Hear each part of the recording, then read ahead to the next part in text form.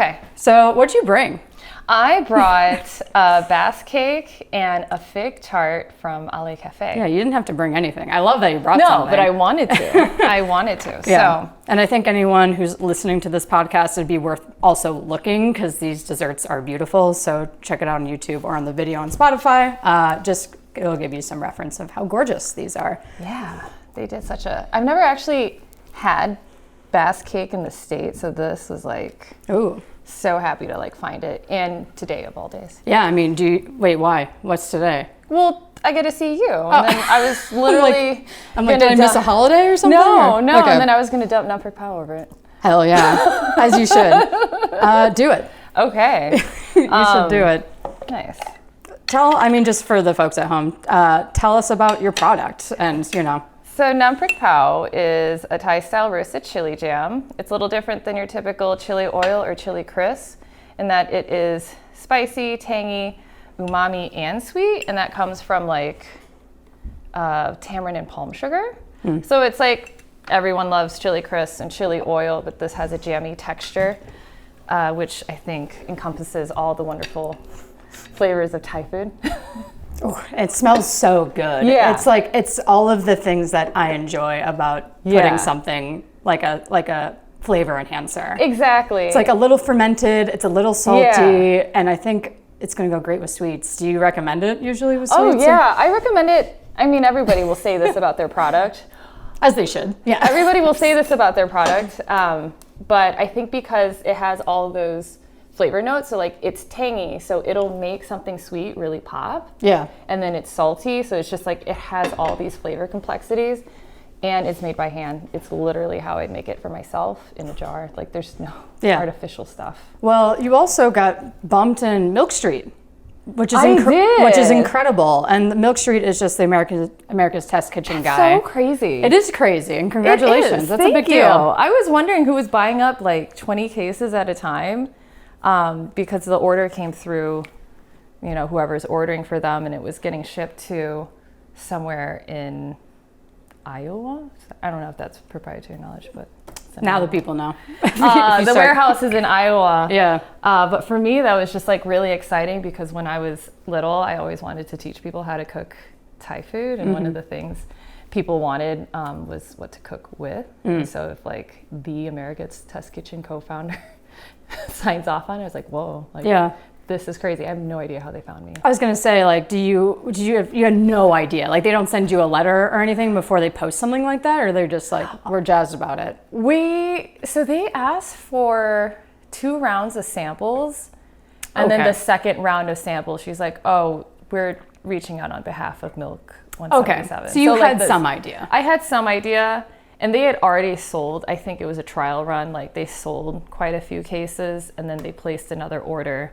And so as soon as my order arrived at their warehouse, I saw that newsletter come out like 2 days later. So I was like, yeah, you ordered a bunch of stuff, so now you can promote it. Like a lot. Yeah. So that was really awesome. Yeah, I mean, that's everything for you, because I mean, you do certainly your own marketing for your product because you have to, but like, I mean, how much impact does something like that have for you? Like, do you really notice sales go up, or is it just more followers? What does it kind of look like for you on the back end? On the back end, it's being able to move cases consistently, especially as a CPG, which is just so I don't know, this sounds very obvious, but being able to like ensure product velocity, and especially with them promoting it, goes a long way. I did not get that many followers from it because the product was posted in the email as the product under Chris Kimball's newsletter. So it's like separating myself from the product, not like intentionally, but just wanting the product to like stand alone because it is really good quality. But to be able to move that many cases that often is like night and day, especially because and this will probably come up, I was in Foxtrot. And so they alone have ordered more than all 35 Foxtrots. So, whoa, really? Yeah. Whoa, that's a big deal. Yeah. So it's so crazy. It's like you think certain retailers, and also I was not invited back. There's a lot to unpack. No. I'm glad you just brought up, I mean, like, if it was going to go that way, it would go that way. To each their own. Like, I don't ever want to say anything actually negative about that business. Is, you know, things happen. But I already forgot. Chris Kimball ordered a lot. They ordered more. It's like so crazy because you'll see certain brands, but they don't actually move product. Sometimes it looks like an art gallery, and then you have someone that's like very engaging, that's doing cooking tutorials and signing off on the product, and that like one outlet sells more than like 3 dozen stores is insane. So it really depends who you're partnering with, where you're placing. That's why end caps cost a lot of money.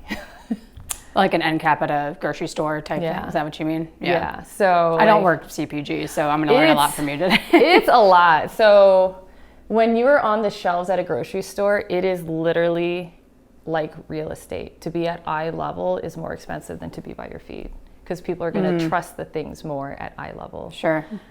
So like every quarter when they rotate the products, like people are gunning for different spaces. And so obviously the bigger brands might have more leverage depending on the relationship with the grocer, but also independent grocers, they're working with you one-on-one. Grocery stores like Agora Market, where I know Costa personally, he puts my product in like 4 different points throughout the grocery store because he can and he wanted to. He just wants to support you. Exactly. Absolutely amazing. So they rule. I really love them. Yeah. They do. Like, I didn't know I could be such a fangirl of a grocery store. I felt the exact same way. You know, it's like you walk in, I was like, yeah, I would like to try this. And you have bread from Publican and Aya's, and however many other places, and also an apple turnover. I'm like, this is perfect, amazing. And Closed Loop Farms is in the corner. It's like all of our friends' products are there. Yeah, I mean, they even put me in there, and I don't even have a brick and mortar or anything. They're just like, you like wine, I like wine. You made a video here before, so just pick some stuff and we'll promote your brand. They're just so cool. They're so cool. I saw all those postcards, and it's like, it's such that like human touch and human engagement that these products came from an actual person and not just some giant corporation. Like, I feel like I'm buying into something. Totally. I mean, man, you just covered so much. I just think the most impactful thing to me that you said was like, Milk Street certainly is a big brand associated with, you know, America's Test Kitchen, Christopher Kimball, yeah. Christopher Kimball, yeah. Christopher I don't know Kimball. if he goes by Chris Kimball or Christopher Kimball. But that you sell way more in the small, like he has one location and a great online presence. Yes. And that's more impactful than a model like Foxtrot, which seemingly from the outside, of course, no one saw the numbers, but like they seemed like a brand that was growing like crazy. And they had great real estate in Chicago. They had wonderful real estate. Getting great real estate in Austin and in DC. Yeah. And you just look at that and go, they have to be crushing it. Yeah. And then they're not. And then this crazy thing happens where they all close. So it's like, how do you find a brand like Milk Street to work with or Agora to work with that you're like, you're smaller, but you're going to do a bigger impact on my business? Like, yeah, I've been really fortunate that up until this point, these brands have found me. Like, I haven't had enough inventory this past year to actually be able to approach other brands. So like Agora Market is near my home, so I would go in there once a week, twice a week. And then I think Costa started to piece together that I made that product, and he asked me, which is like totally crazy because he was my first big grocery store account.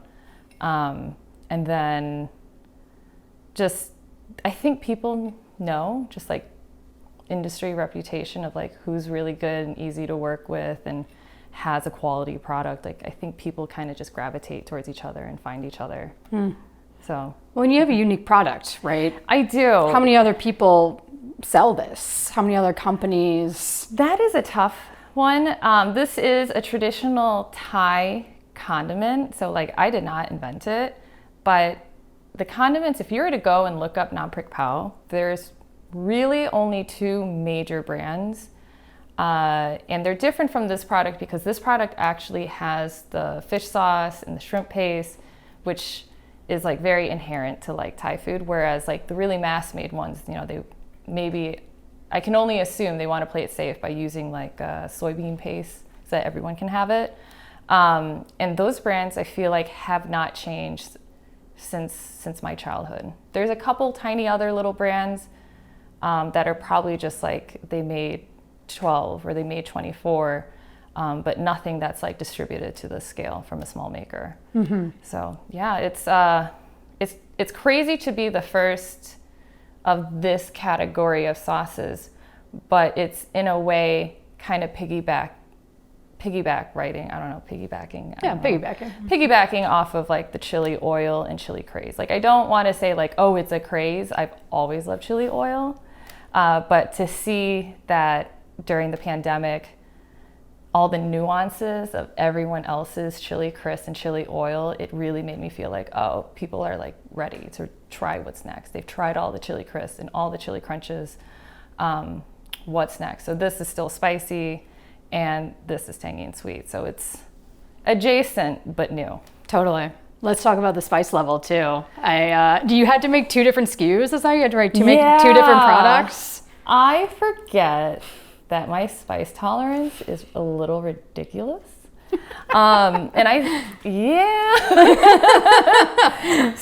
think also being in the Midwest puts you like very unfortunately, very in a polarizing position. Yeah. If you were in a market where, I don't know, like in LA, where it's just like there's a huge Mexican population with like spicy salsas. Like in the Midwest, like we're all German and Polish. So it's like. So it's a different crowd, but thoroughly floored that even if the spiciness is just out of some people's reach, they like it so much that they're willing to bend a little bit. And so many people have emailed me saying like, it's a little too spicy for me, or it's very spicy, but it's improved my spice tolerance. My best friend, when we both moved to Chicago and we were starting to see each other a lot more, we went to different colleges. Like I have definitely increased their spice tolerance like 4-fold. Yeah. The spice of this, which is really fun, the first few batches, let's say was 800 grams per batch. 800 grams of what? Of dried chilies. Okay. To what you see now on the shelves today is 300 grams. Oh my chilies. goodness. So can you imagine what those first 144 bottles felt like to people? Do you have? I want to try one. It was so, like, I liked it. I was like, yeah, this tastes great. But I think it was when Jen Kim was like, this is really hot. And I was like, anything you say, Jen. Yeah. You trust her. Sous chef at Proxy right now. CDC. Oh, good for her. Yeah, man, that's cool. Such a huge role. So yeah, I mean, even Fred Nainad, former exec at Lost Lake, and now running Puen Ban, which is Thai Neighbor, as a pop-up. Even Fred's like, it's pretty hot. Yeah. And I was like, okay, totally fair. But my family eats very, very spicy. Sure. If another Thai chef is going to tell you it's too hot, though, you're like, okay. Is that kind of why you changed it? So I mean, like that was your initial batch, and then now this is the spice level that is. This is a good spice level. But this is still labeled as like the Thai hot. Yeah, it's still labeled as the Thai hot. So what's the other guy? So there's 4 SKUs. Let me take off the plastic of some of these. We're just like right in the process of switching lids. Lids with the safety seals. Safety seals, yeah. See, these are things I don't know. So this is cool. The originals are classic with shellfish, a veganized version. So instead of like a soybean paste, this uses a fish sauce alternative. Ooh. Which gives it still kind of that light and bright, like. What's the alternative to fish sauce? Is it a secret? Fish sauce?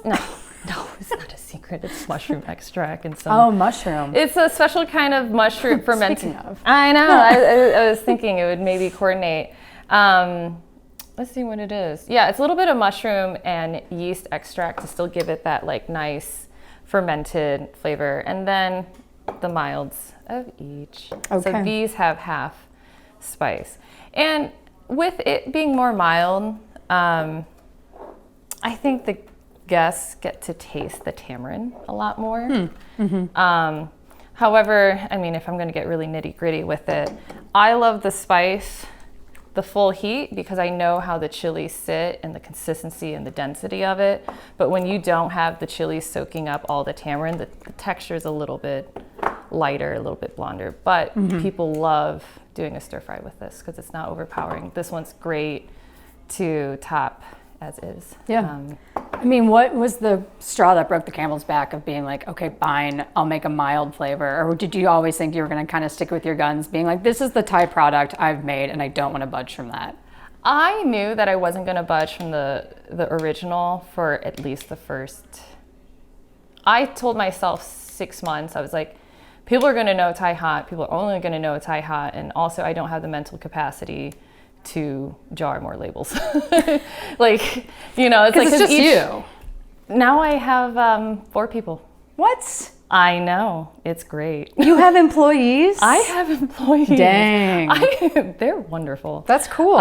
Congrats. I feel like that's a big step. It's a huge step. It is. I brought on one person almost full time, and then 3 people, you know, just come in for shifts to package and make, and they're just really lovely. I've had 3 of the 4 for the last, since the new year. So I, you know, at first it was like, I need hands to get me through the holidays, and then I just kept needing them, and they've stuck around. And then they asked me if we could have a holiday party next month. I'm like, oh, that's like, yeah, that is so cool.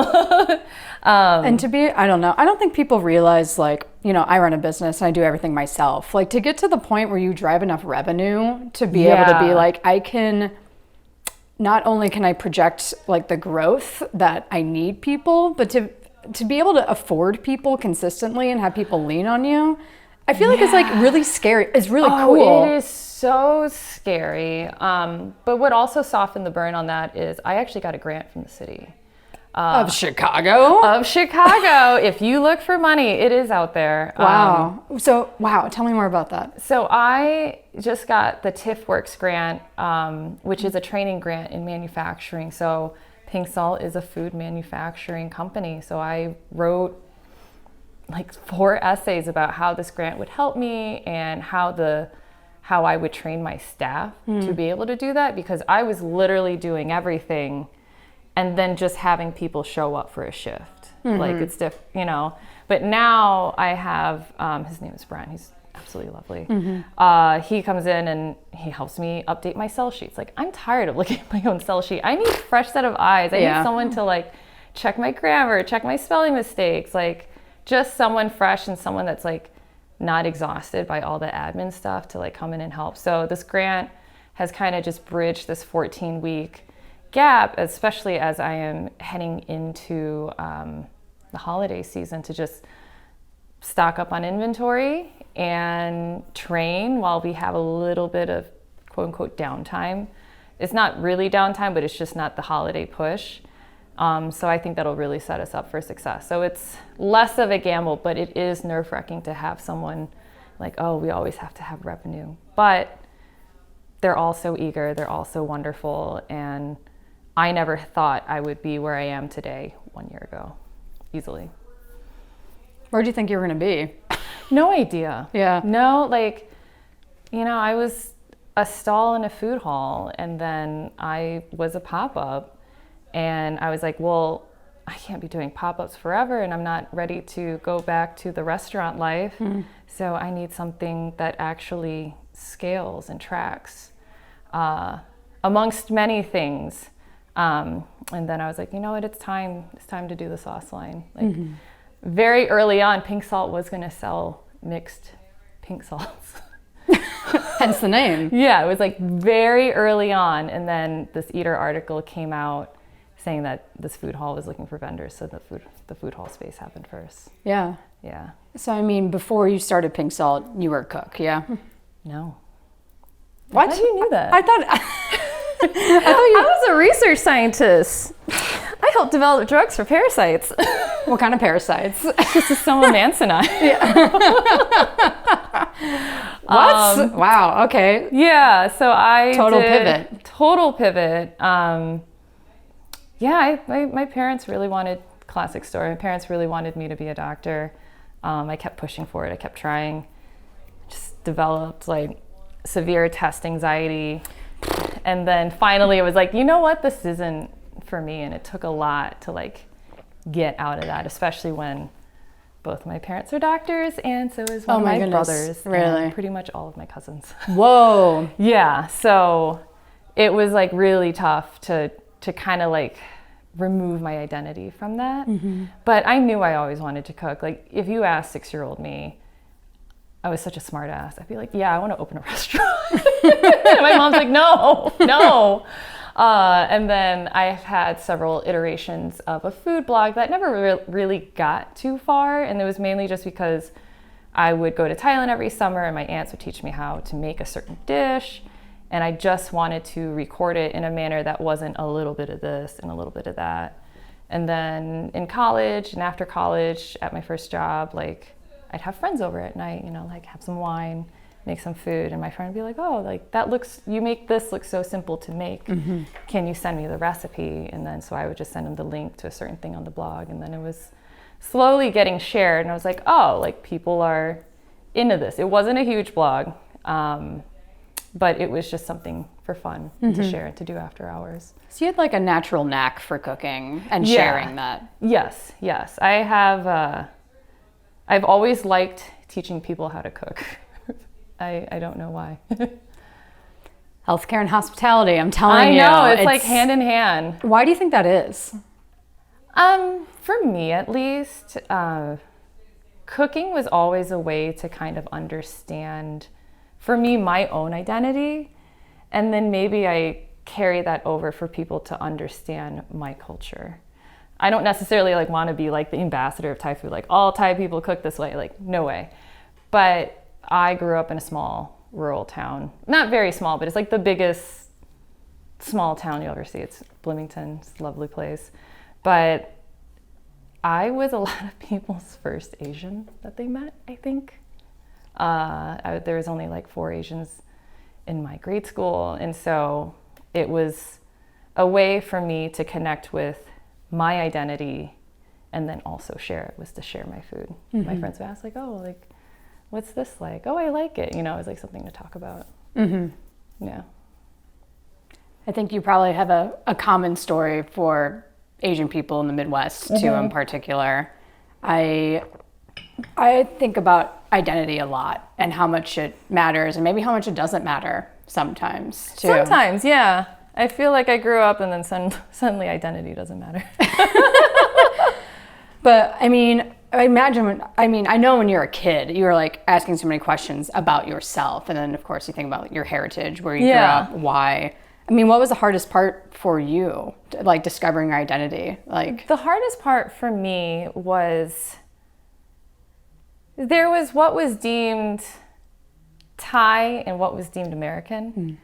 And so like my parents are super strict. Like even my cousins, like, your parents are really strict.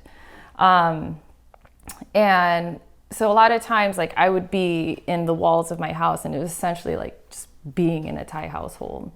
And then I would go to school and there was just some random things that I didn't understand. Even also like my first introduction to a lot of American food was the school cafeteria. Like I thought the epitome of American cooking was like French onion soup mix and cream of mushroom over a pot roast, I think. It was like that or a tuna noodle casserole. And I was like, epitome American food. This is it. It's a casserole and a pot roast. So it was like tough to understand what being American is. And it was tough to really see myself as Thai because at this point, Thai is now my second language. And so it's like, well, this is my culture, but I'm almost like not Thai enough, and that could be my own insecurity. And then I'm almost not American enough, again, also my security. So like, what is this like third culture, gray area, and like carving out the space for me, and also just being kind to myself, like being able to celebrate my quirks and my uniqueness, and that even though English is my first language, there's a few things I still say incorrectly because that's how my parents talk. You're first generation American, yeah? First generation is born here? Is that what it is? Yes. You would think I would know at this age. I think like back I kind of love that you don't know that though. I think in the 90s I was considered second generation, and then now it's called first generation.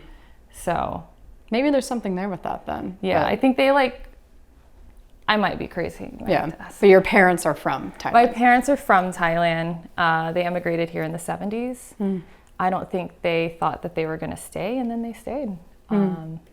They moved to Chicago, and then moved down to Bloomington. Yeah. I mean, do you ever talk to them about that experience, or? I try to. I think my parents, I think I try to talk to my parents about that experience, and I think my parents are just very like, just keep moving forward, keep moving forward. They moved to Central Illinois to build a medical practice together. At that time, there was a stimulus to get specialty medical doctors into underserved communities. So my dad was like one of the first oncologists in Central Illinois. And so I know he faced some discrimination. And I think, I don't know what's like a good way to say it, but he just didn't take in that shit. He just like kept moving forward. And so when I ask him about certain tough times, I think he kind of just chooses to forget. Like some patients would some other doctors would withhold referrals to him. So it's just like, it was a very tough time. Mm-hmm. And then now, obviously, it's gotten a lot better. The conversation just amongst the world of what it's like to move to a foreign place and just make it home, is that conversation is much more open. But no, I still am trying to get my parents to open up about it. Sure. Are you watching Pachinko right now? No, you're like the fourth person that's asked. I really want to. You should. What makes it so special? So, I think what makes it so interesting is it's incredible storytelling about Korean stories, Korean families during the Japanese occupation. And it's over many generations. So it starts in the 1920s, and then it kind of fast forwards to the 1980s, where it's like, in what ways does this occupation affect, of course, when it was happening in Korea, and then how does it happen today in Osaka or Tokyo, where Korean people still live and the grandparents were forced to go over there? Yeah. And they just do such a great job of the dynamics of a world that I would never know and would never understand. I'm getting chills thinking about it, because it's just like, it's so complex. Oh, it's extremely complex. And they do such a good job at explaining it. And by excellent storytelling from a lot of different kinds of people, you have empathy for every kind of person involved.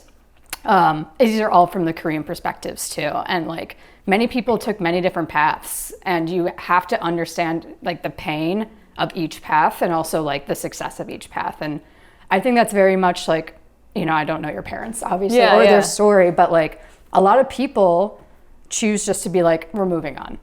Like, why sit with this? Why ruminate on this? It's almost like, sorry to cut you off. No. It's almost like survival mode. I think previous generations, they poo-pooed maybe therapy. Whereas like Gen Z now is like so open and upfront about it. And then also for my parents, when they emigrated here, there was no support network. Mm-hmm. They had some of their friends that moved down from Chicago with them, but that's just like 3 families. So like my parents raising me, there was no like cousins around. It was just like kind of insulated, just us. And like my parents, they did their best. There's some things that maybe I would have done differently, but at that time, in a very discriminatory time in a small town, it was definitely very tough. And I can't imagine what they went through without the support system. The thing with Thailand, again, I'm not the ambassador to history, and I probably get half of it wrong. Thailand was never colonized. So Thailand was fortunate enough to not get colonized. There's a couple things that they did to do, like there's like a prime minister that's like, they switched the silverware to be forks and spoons because they wanted to appear more civilized and unified. And some of the Chinese immigrants were asked to change their name to make the country look to a more Thai sounding name, my last name included, to seem more cohesive as a country, to kind of safeguard Thailand from being colonized. Like that's what I'm told. Interesting. Yeah. So like dishes like pad thai and the use of forks and spoons, like that came from this prime minister. And it was just, pad thai is a way to make a noodle dish with all packaged ingredients and to be able to pass it on to America to stimulate that's a tangent, but to stimulate tourism to come back to Bangkok. It's very interesting. Do you have any like recommendations for like Thai history? I think that's wildly interesting. It's you see certain things float around, and also remember that Thailand has the strongest lèse majesté laws, and I'll leave that there.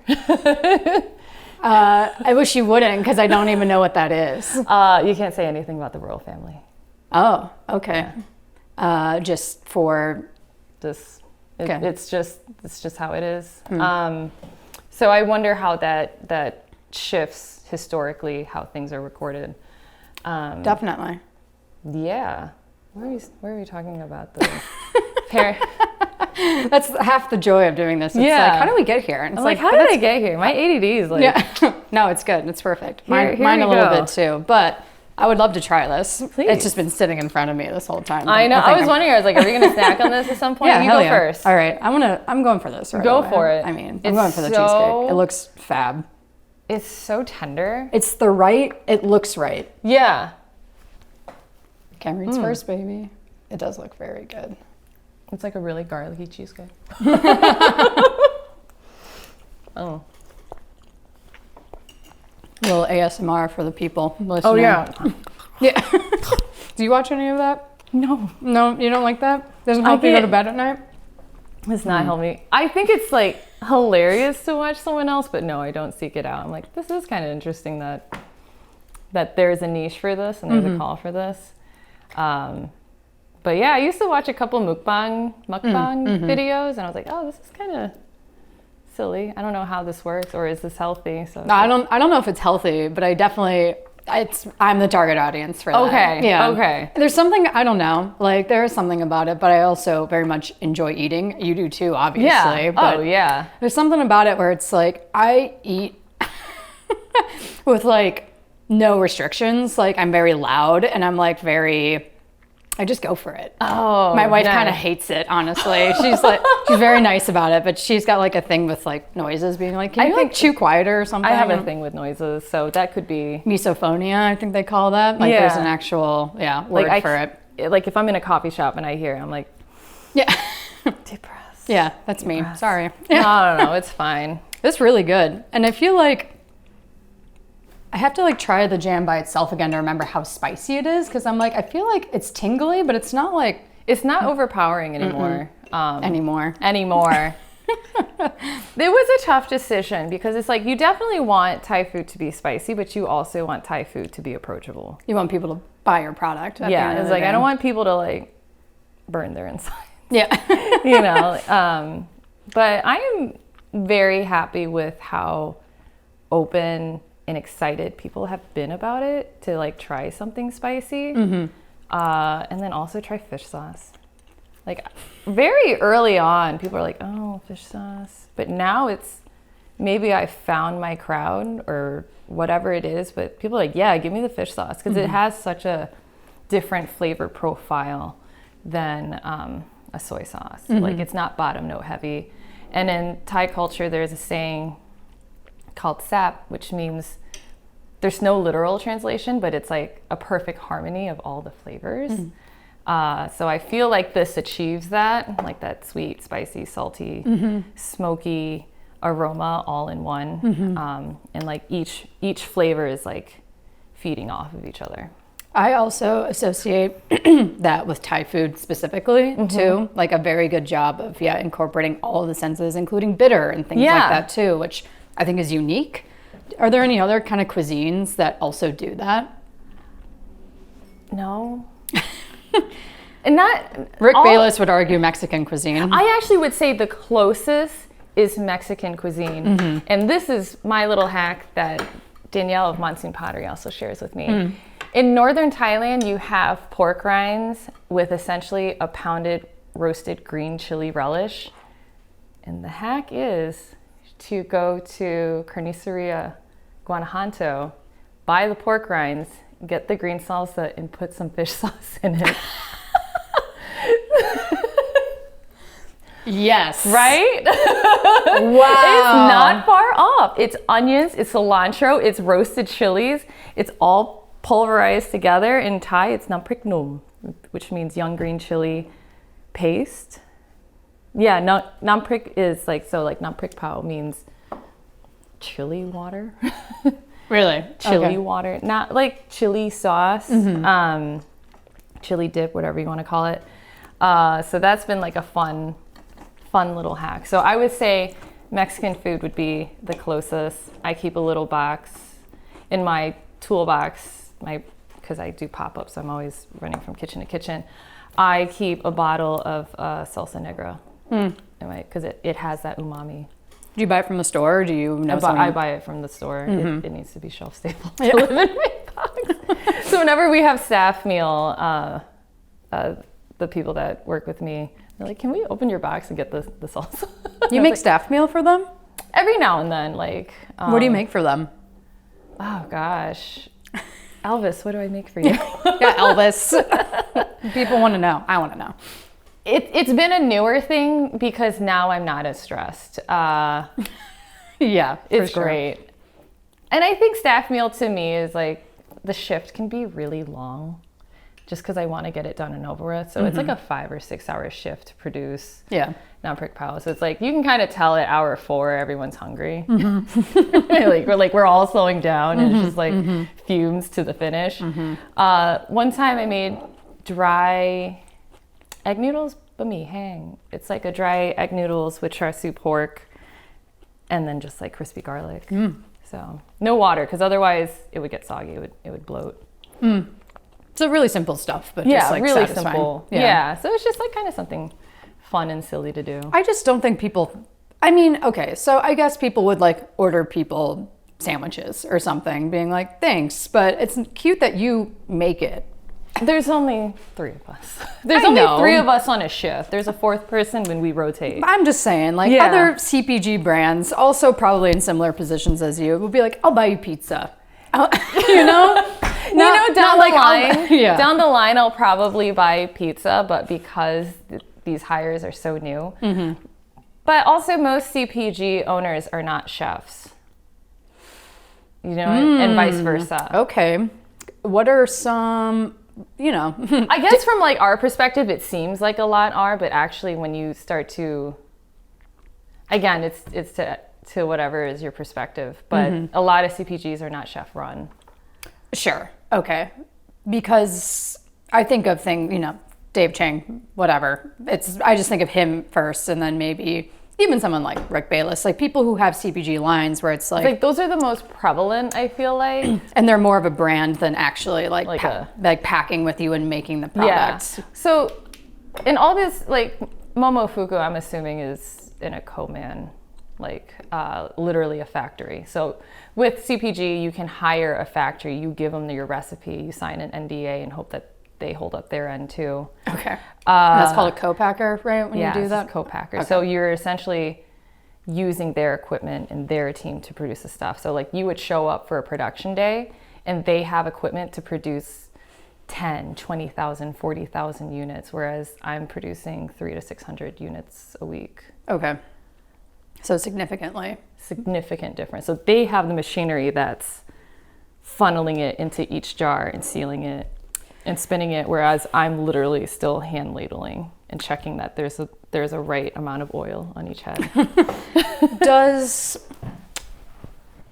How do I want to ask this? Does it make a difference of how something tastes or the quality of something if I'm making 300 something now, but then I make 30,000 of something later? Is the math the same where it's like, it's just this product, but more? Or does the flavor change based on like how much you're actually making? The flavor, because I have not done it myself yet, and I'm entertaining this idea, hopefully soon. There's a lot of things that can go into it because it requires such specialized equipment. So for me, like I produce 72 units in one pot at a time, and I put down the palm sugar and the palm sugar sinks to the bottom. So I have to keep agitating it so it doesn't burn. But would a co-manufacturer go through the amount of extra labor? They could say, well, we're just gonna dump sugar in it, like granulated sugar, because that'll dissolve 10 times faster and introduce a coconut aroma. Like they can do that. So like they can change your formula. They can change my formula. So that's why it's advised that I am on site for production every time. Isn't there a contract of being like, don't mess with my formula when you make it? Or there is a contract, but then this is in theory, and this is what I've heard. It's just like, well, when it comes to application, like, so let's say this product does have palm sugar, and it goes into this, I don't remember how many, 20,000 I don't know, whatever, this massive boiling kettle. And then there's a pipe at the bottom. And so it agitates bottom to top to make sure that the product is consistent and evenly moved out. So they could change the sugar. They could introduce something so that the sugar doesn't cling to the pipes. And even that might leave a bitter residue. So they might put something else in to contrast the bitter residue. So they have like a little freedom based on just the production facility and challenges and problems that come up based on larger production. And so you have to find a co-manufacturer that you really like and that you really trust and that's willing to grow with you, and then also not allow another bigger company to come in through the back door. Because at the end of the day, like, you can reverse engineer a recipe. No one can replicate your story, but that's how a lot of products end up on Trader Joe's shelf. You just pick up a jar and you see where it's made, and you go and visit the factory and say, like, if you produce 4 times as much for me, will you take us on? Of course they'll say yes. And that's how Trader Joe's gets a lot of their products. Should we say fuck Trader Joe's? I don't know. It's one of those things. It's like, I would see it now, and now I like Trader Joe's. I do too. It's hard. And it's like, it's something that I think people don't talk nearly enough, but there's the Brooklyn achar. It's a Indian style sauce. Lilac Tiger makes an achar. I'm sorry if I'm pronouncing it wrong. But they went in and copied Brooklyn Achar's sauce, or maybe they're called Brooklyn Deli. It's Brooklyn Deli. I was like, I feel like I know what you're talking about. Yeah, it's called Brooklyn Deli. But it's spelled like New Delhi, so it's clever. So it's Brooklyn Deli, and they make a line of achar sauces. Yes. At least some of them are, but I'm sure they're all absolutely delicious. But Trader Joe's went in and essentially like did their iteration of the label and then produced a lower quality achar. And, you know, if someone's like price shopping and Trader Joe's is new and exciting and food isn't your 100% MO, you're just trying to get some groceries. Like, how would you know? Like, of course, you wouldn't know. 22-year-old me did that too. I was like, yeah, sugar snap pea chips, sure, peas. For sure. And like this company like Brooklyn Deli can't sue Trader Joe's for this, or they're not going to win, or I think they might have actually won, and I think that was groundbreaking, and I think that was very recent, but also double check that. We'll double check it in post, don't worry. Yeah, please double check that. I don't want to be spreading misinformation, but it was a very groundbreaking case of like, what is acceptable, you know? And then also, if we really want to go there, it's like, there's so many Trader Jose, Giotto's, things. Like, I mean, like, there's so much of Trader Joe's that, like, are we just looking the other way? I don't know. Yeah. Yes. Or people just, don't want to. Like, okay. Who's like, we're like, fine. okay, whatever now. Yeah. What battle do we want to pick today? Exactly. That's fair. And you're like, I'm just trying to go grocery shopping. Like, I'm just trying to buy food. I'm just trying to afford food and put it on the table. Sure. And that's it. No, I mean, I can understand that. Yeah. So the CPG world is very interesting. It's, even if you were to change the proportions of 3 ingredients in your recipe, it's a new recipe technically. Isn't that wild? So you can't keep a recipe. You can, but at the end of the day, people are buying a part of you and a part of your story and the excitement that comes in that package and jar. Yeah. There needs to be some level of trust and people with a story and a real person is going to build that, especially for products that maybe people are unfamiliar with, being like, I don't know this, but it's like, it's a woman in Chicago making, and 3 other people. And 3 other people. So it's like people like that. I like that. Yeah. Well, off of this label, you don't know that. And the new labels will have this ridiculous, you know, those like old school Asian labels with the little face on it. I'm toying with the idea of putting that on the new label. That would be, just like a little like, I don't know, your just little like a face like, on it. Yeah, I mean, like honestly, pretty iconic, right? And then like maybe like have my like dude, that's signature. you'll be like Lao Ga Ma, you know? Yeah, that's like, exactly. It's like you open these like old Thai like sauces, and you're like, I don't know whose mom that is. That could be you. Yeah. So now it's probably gonna be me. I'm just gonna go haunt all my future grandchildren. Dude, that is such a good idea. If you don't do that, I'm gonna be mad. Yeah. So I think I'm gonna do that, and then it'll have a QR code where you can scan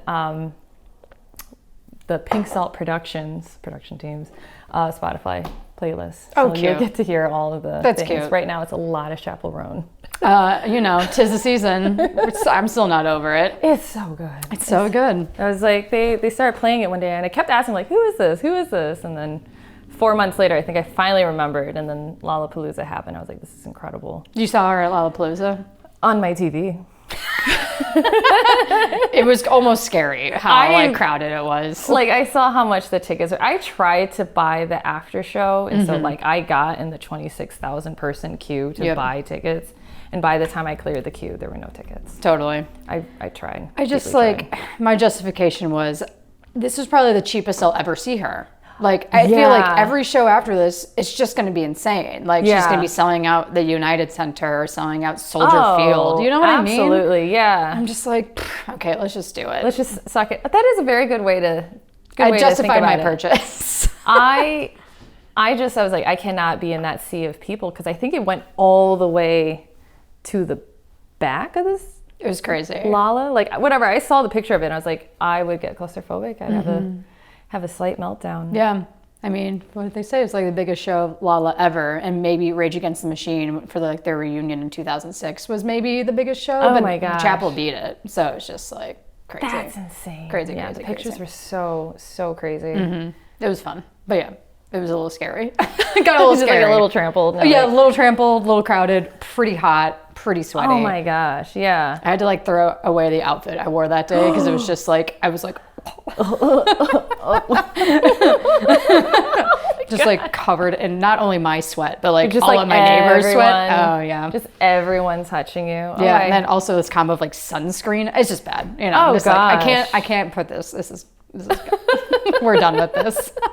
I normally go to Lollapalooza, but I would say this is the first year I was like, I'm going to sit this one out. I'm gonna sit this one out, guys. I'm going to sit this one out. I don't blame you. Yeah, it was thoroughly. I was like, I will pretend like I'm front row and watch all the clips. So fun. You brought it up earlier, but I want to talk about it. Tell me. I want to talk about Foxtrot. Okay. Is that okay? Oh yeah. Okay. Yeah. So, you know, for the folks at home who don't know, like big, almost grocery store type chain with, you know, coffee and tea. It was like everyone's sort of bodega. We don't have bodegas in Chicago, but that was kind of the vibe with it. Yeah. Sold a lot of local CPG stuff. Really tried to help out small brands. It seemed like a really good thing, growing really fast, and then flop. One day, just like they close all the doors and it just disappears. Did you hear anything about it before it happened? I heard some talk. Some talk. From who though? Just amongst what it was like to work with them and invoices being paid late. And in the CPG world, there's this incredible blog that I think her name is Angelica. Let me double check this. But the blog is called Snack Shot. Okay. And she's just so savvy, and her takes on like what's happening in the CPG world is so insane. So she released an email to her paying subscribers, and a bunch of people screen grabbed it and sent it to me. And it was the rumor of like former Foxtrot execs were saying that they were going to file bankruptcy. So I thought they were going to close a handful of stores, not all 35 stores, and the 33 in the two DOMs overnight. So it was a little bit like literally, it was very, very surprising that it was so abrupt, but it was not surprising. There were writings on the wall. Like a lot of the higher up execs, including the CEO, jumped ship in April. Whoa. Yeah. Wasn't also, is a woman, she was like the CEO of Taco Bell or something like that? Did I make that up? There was someone who was like very corporate on the high up too. Like they hired either some sort of C-suite, whether it was a CEO or CMO or something. It just like still couldn't do it, huh?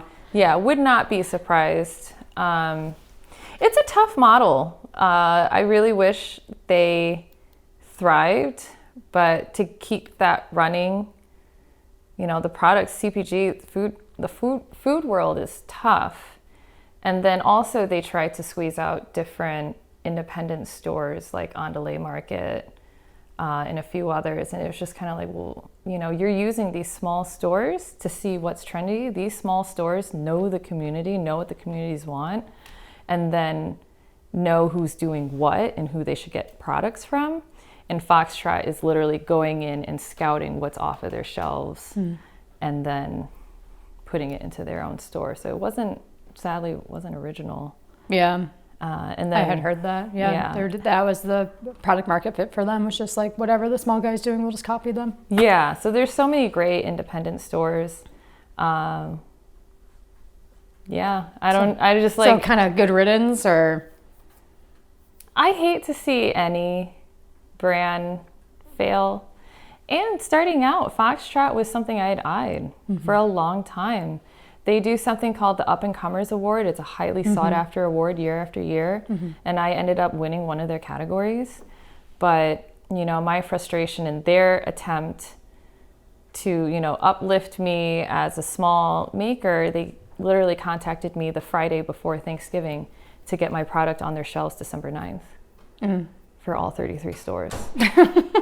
It's just like impossible for someone like you, which is at that scale, I mean. At that scale, at that point, it was literally me.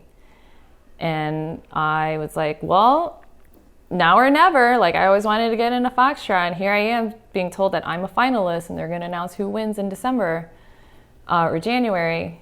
And so I literally just started phoning people. I was like, I think I put out a post on Instagram. I was like, I just need hands. And that's when my first two people came, and they're like, yeah, I'll work with you. I was like, great. I was like, I've had coffee with you once, and then now we're like super close. Yeah.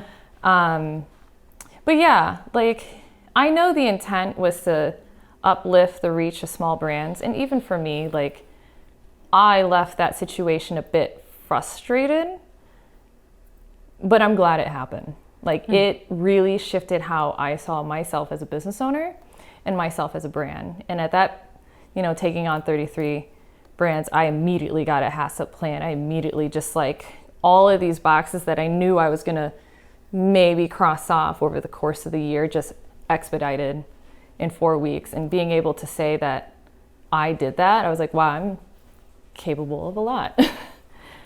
So, you know, I can thank them for that experience, whether that was their intent or not.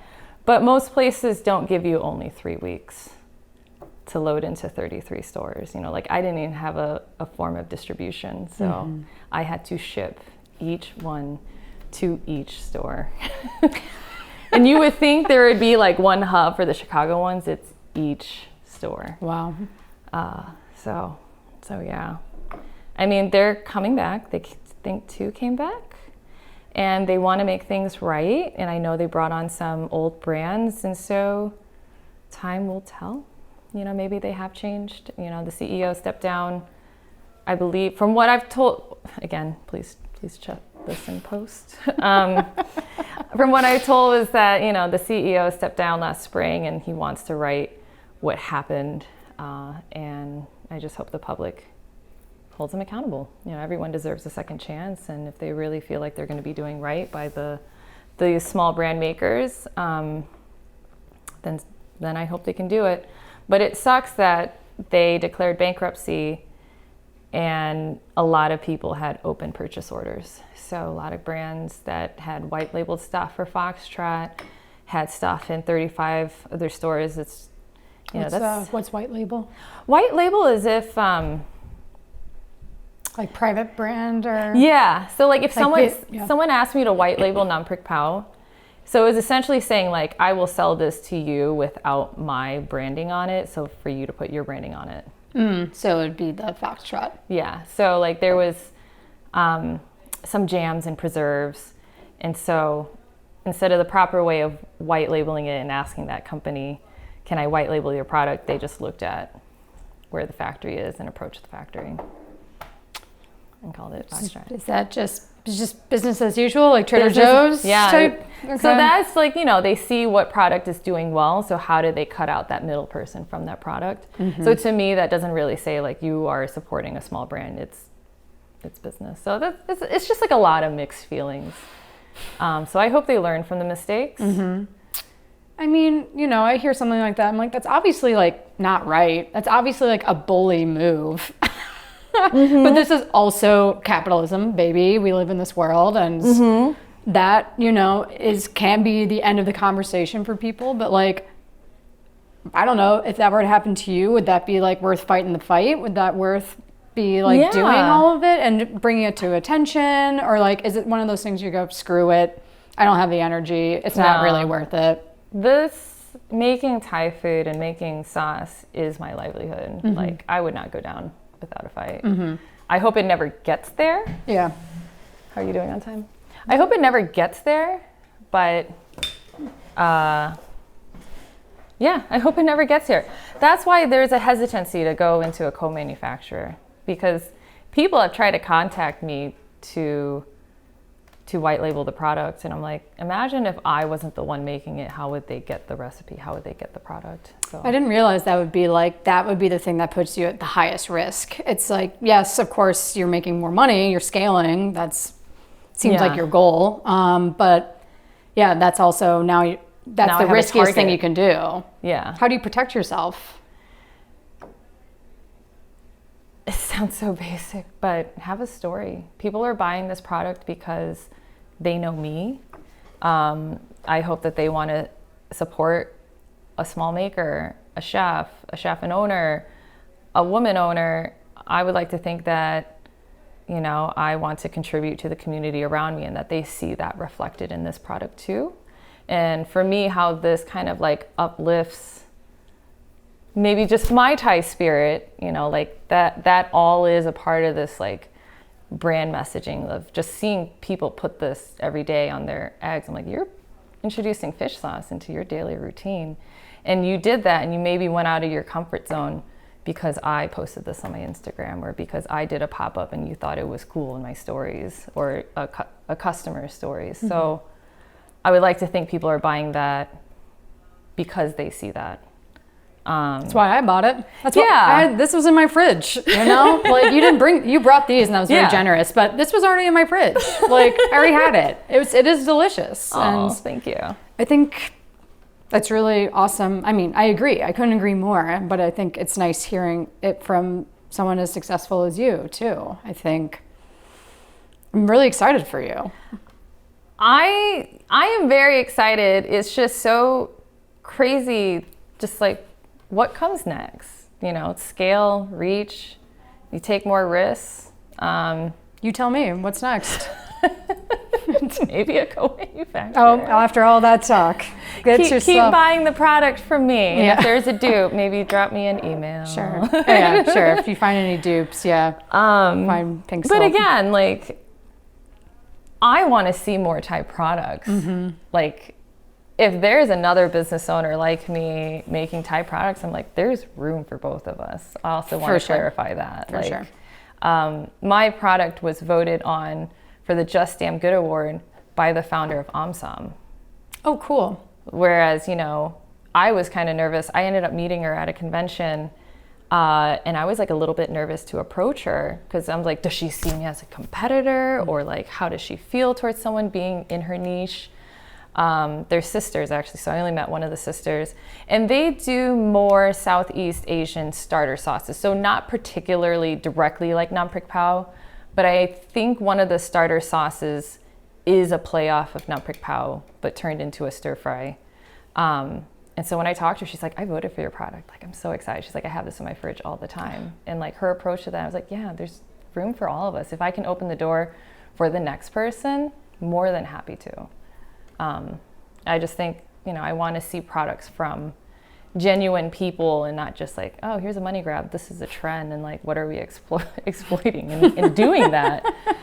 So yeah. Well, congratulations on all your success. You have a great product, obviously. You have a very cool story. I love your approach to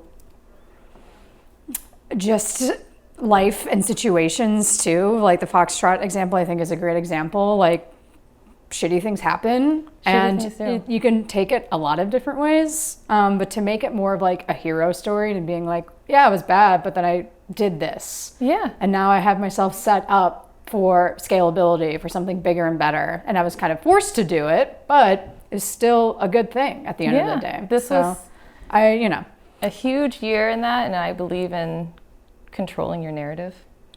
I could have just been like, you know what, I close up shop. No, but the big thing with pink salt, it sounds so cheesy, but this is what I thought at the time, and I still do. Salt to me means grit and determination, and so that was pink salt. The femininity meets grit. I love that. Yeah.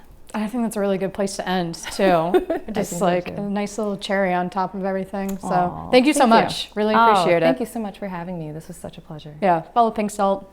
Buy a jar today. It's fabulous, no matter mild or Thai hot. You know. They make great gifts. And they make great gifts. They make great shameless. I swear this is not a giant ad, but this is one giant ad. Eat it on cheesecake. I mean, it is good. It is good. Thank you so much. All right, thank you. Appreciate it.